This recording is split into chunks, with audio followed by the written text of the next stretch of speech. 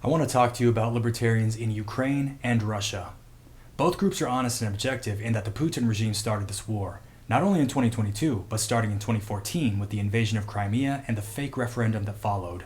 I implore all American libertarians to pay attention to the words of Ukrainian libertarians who actually know what they're talking about. People like Maria Chaplia, alumnus of Students for Liberty Ukraine. She recently did an excellent interview on the Swift Half podcast for the Institute of Economic Affairs in London, and I recommend everyone listen to it.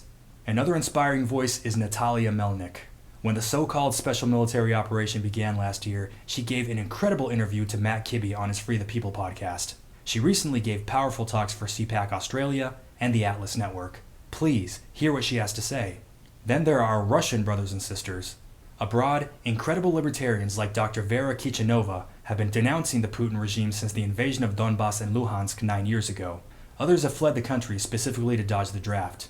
Inside Russia, there are hundreds of brave anti-war activists in the Russian Libertarian Party who protested against the war and are now in hiding, moving from house to house in order to not be drafted and sent to either commit murder or be cannon fodder.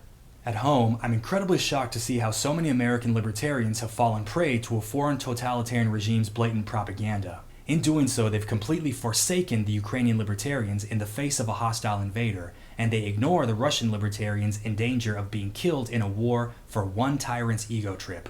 They also ignore the voices of Polish, Latvian, Lithuanian, and Belarusian libertarians who are also affected by this war. The Kremlintarians' calls for peace are fake.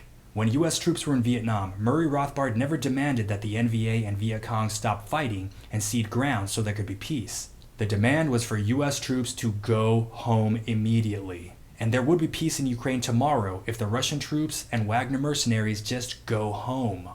I also want them to leave Venezuela and Nicaragua as well. I will never forgive or forget what the Kremlin's enforcers did in Latin America over the last 5 years. So please, don't give in to propaganda. Listen to the voices for peace. Ukrainians have a right to self-defense, and Russians have a right not to be drafted and forced to either be war criminals or go home in a coffin.